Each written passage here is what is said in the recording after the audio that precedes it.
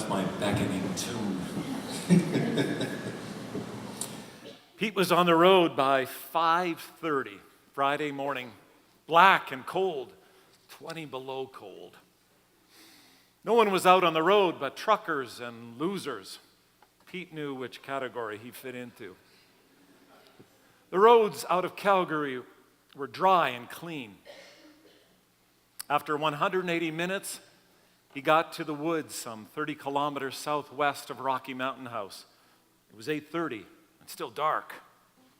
Jamming it into four-wheel drive, Pete took the tundra down the last 3 kilometers through one snow drift after another until he reached the downward slope of the boat launch. There were 2 indentations, tire trails, on the narrowed lane down to the lake, probably made by not firemen, by fishermen. The truck squeezed through the snowbanks on either side, the parting of the Red Sea. With any luck, he figured he could drag the lift, keep yanking it to the left or to the right, and get it pointed in the right direction. He'd work out something in these backwoods. Something always works out. Pete quietly congratulated himself on his ingenuity, his clever determination. Not a lot of guys like you, he heard himself saying to the rearview mirror. He had brought along a handheld pump for the flat. He figured the tire would stay inflated for at least 30 minutes. When Pete hit the frozen lake, there was nothing in sight except a fishing hut on the far end of the lake, smoke steaming out of its chimney. Fortunately, the lake was fairly clear of snow, windswept, and Pete reached the boat lift within minutes. His optimism had succeeded yet again. Pete opened the truck door and was slapped in the face with an Arctic blast. The warmth of his truck had him forgetting how cold it was outside. Bundling up, getting back into his truck every 15 minutes to warm up, it took Pete 90 minutes to carefully yank the top-heavy boat lift around and point it towards the boat launch. It was then that his optimism let him down. Taking on the full load of the lift, the truck, though in four-wheel drive, became stuck, each tire spinning deeper and deeper into the ice as Pete became more and more determined to drive it out. 3 feet below the surface, the trout were chuckling. Pete could hear them as he pumped up the slow leaking tire for a second time. Without help, he realized he wasn't going anywhere. A half a kilometer away, the fishing hut was Pete's only choice. At 10 below, he started the trek. The closer he got, the more hopeful he became. There was one of those monster trucks parked alongside the hut. It was hillbilly country. What had he expected?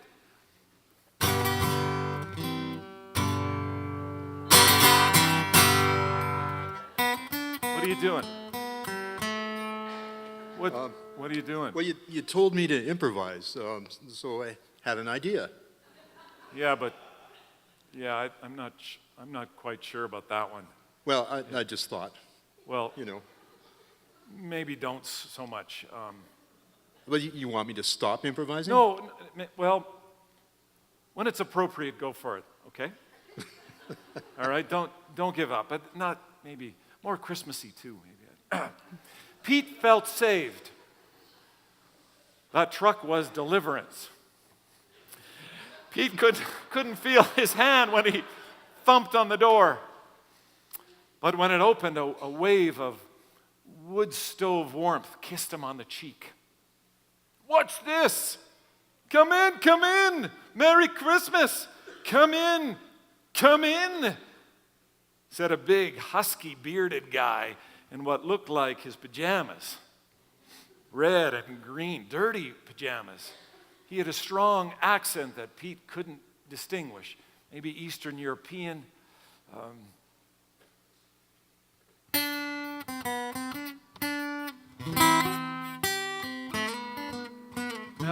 Now what? Now what are you doing? Improvising, Ed. Well, so you thought that wasn't Santa Claus in the hut? Well, he was wearing a suit. No, but that was no. So, But yeah, maybe. well, let me know when you want me to improvise. Okay, yeah.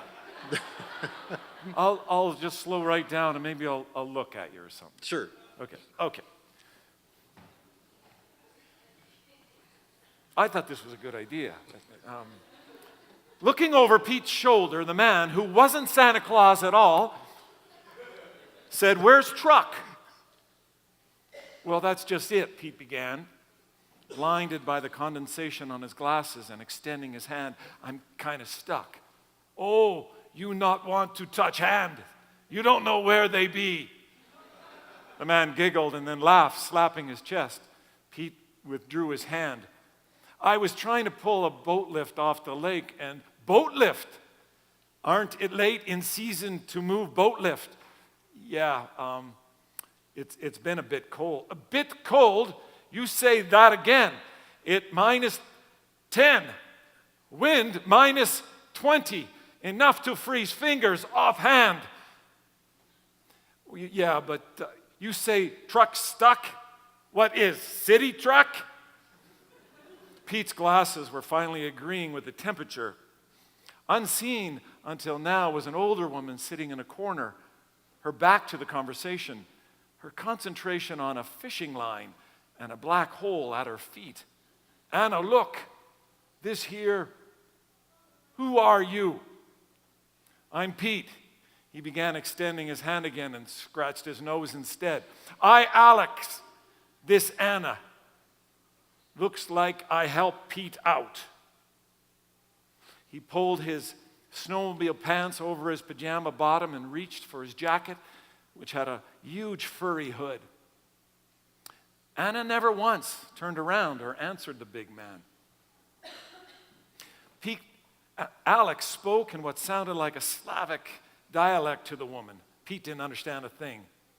"I told her that we eat lunch after I come back," he said, opening the hut door and moving to the truck. "You one of those rich folks in house over there?"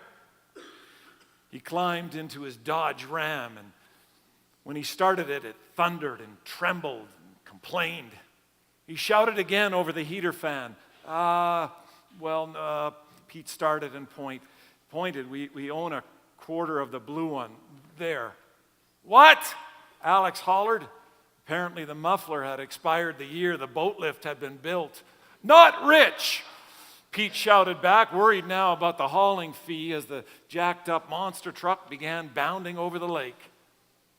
Within moments, Alex had the Tundra out of the ruts on the ice, out of the ruts, and was looking suspiciously at the old lift. Pete found that most people did. He had just finished pumping fresh air back into the fourth tire. "You want that too?" Alex asked. "That would be great," Pete said rather sheepishly. "I need it off the lake by Christmas." "No trouble, friend." No sooner he said that, Alex had his chains wrapped around the front side of the old lift and the other side lassoed on the back of his truck. "You can't exactly steer it," Pete warned, gently, not wanting to offend his rescuer. "And it's rather top-heavy. You can't..." "No problem, friend.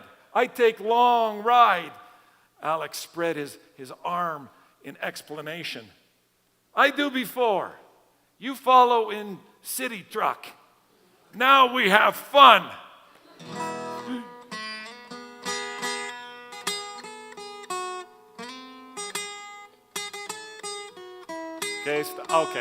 Okay, stop. Just okay. That not bad. Well, do I or don't I? No, you do. But we're building up to a climax, and you just got to pick your spots for me. Well, I don't know when the climax is coming. Well, precisely. So that's why you're waiting for me to give you a bit of a heads up. And on the road again, we're looking at Christmas stuff. How about you get something with sleighs, and go, No, I'm just, okay. No, don't give up. I'm sorry. I'm sorry. Before Pete could get back in the tundra, Alex was gunning for the middle of the lake. Pete could see Alex was aware of the steering difficulty. He was taking a long, sweeping route to align the boat lift perpendicular to the slope, to the lane sloping up the lake. Hopefully you got that. The monster truck rumbled across the ice, hitting snowbanks and sliding merrily about. Sliding merrily isn't the right word, actually. It was bouncing precariously to the right and to the left, jumping, springing 2 or 3 feet up in the air like it was on a trampoline. Pete held his breath, trying to catch up to Alex. It was a miracle that the lift hadn't toppled. Yet as Alex was now veering at a breakneck speed towards the shore. "You're going too fast," Peter said to himself, yet knowing that Alex needed the speed to get up the incline. The moment Alex hit the shore, the boat lift veered ever so slightly to the right. The ram went straight up the lane, but the lift wasn't so believing and seemingly had a liking for roaming adventure. Had a rather impractical attraction to the wooden fence which lined the ramp on both sides. This wooden fence wasn't a girly fence. It was held together by large 6-inch round posts and 3 by 6 planks, the old-fashioned rugged kind. They didn't seem so when lift met fence. The scene reminded Pete of his bowling days down at Dolly's Alley. When the ball hits the pins and everything goes flying in chaotic confusion. Chaotic confusion is what's supposed to happen in bowling alleys.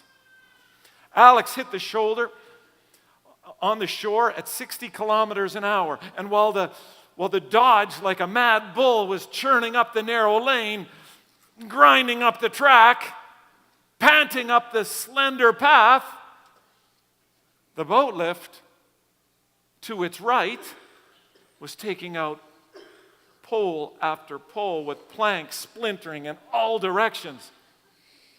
200 meters back, Pete saw it in slow motion. And whether he heard "no" in his head or whether it was coming out of his mouth, no one is sure to this very day. One plank in particular, 8 feet in length, Pete will always remember. It flew up in the air, shot out of a cannon, did 6 or 7 magnificent somersaults, 15 feet in the air, straight up. At its peak, it hung there like the Roadrunner, beep, beep, before rocketing down, slamming down on the roof of the Dodge. Poof.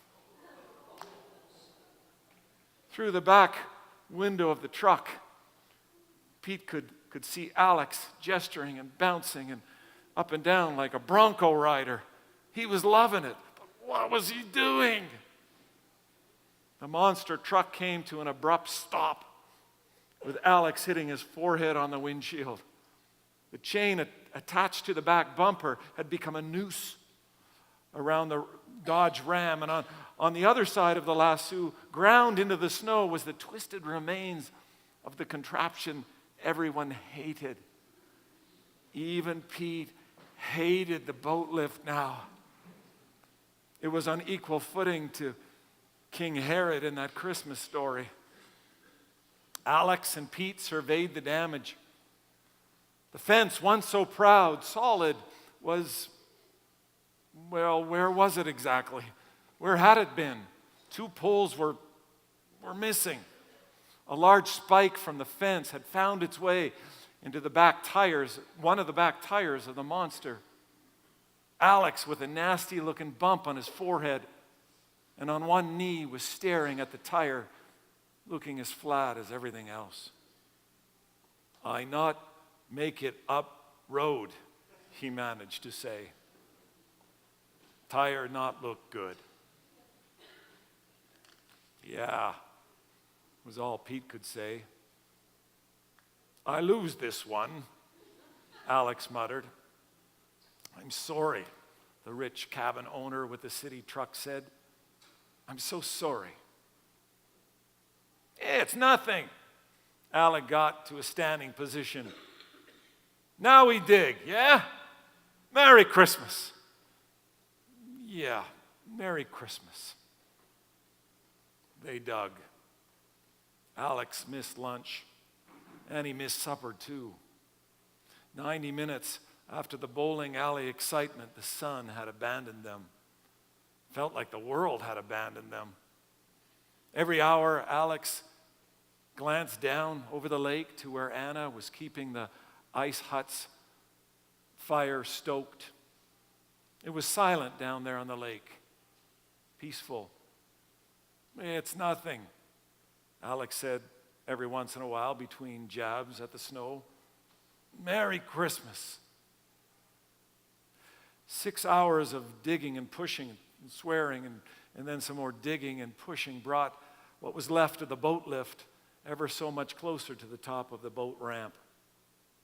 They worked in 15 below, but were sweating profusely. They talked little, Alex occasionally pointing and muttering and saying, "Merry Christmas," now more to himself than to Pete. Drained of energy, by 9:30 they managed to get the boat lift to the top of the hill, rolling it to the side just off the road. "It's safe. People get by," Alex said. "We worry about fence next year, no?" "Yes," Peter said. "Thank you." "Merry Christmas," Alex said. "Yes," was all Pete could muster. It was 2 a.m. when Pete arrived back in Calgary. Mary spent much of the weekend hushing the children as Pete slept and groaned. By the time he came out of hibernation Sunday evening, he thought his little nightmare was over. But then Mary got the email at 9, just after the kids had gone down, from the county of Rocky Mountain House. That doesn't sound good. You're really not supposed to, you're supposed to, that's why you got the guitar. You had nothing for that one? Okay, well, yeah. Wanted. It started at the top of their computer screen. There was this beautiful brown and white photograph of the hated steel contraption lying partly on its side on the top of the hill overlooking the lake. A place that just 1 week before had been considered by the villagers as one of the most picturesque spots in the entire county. There were 8 more photographs in the email. Shots of where the fence had been, fragments of planks all over the place, like a bomb had gone off. An act of terrorism, for sure.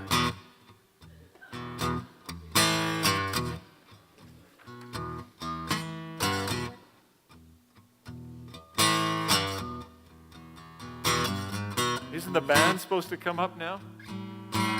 Are you doing this so the band can get up here? I think so. Hey, band, where are you?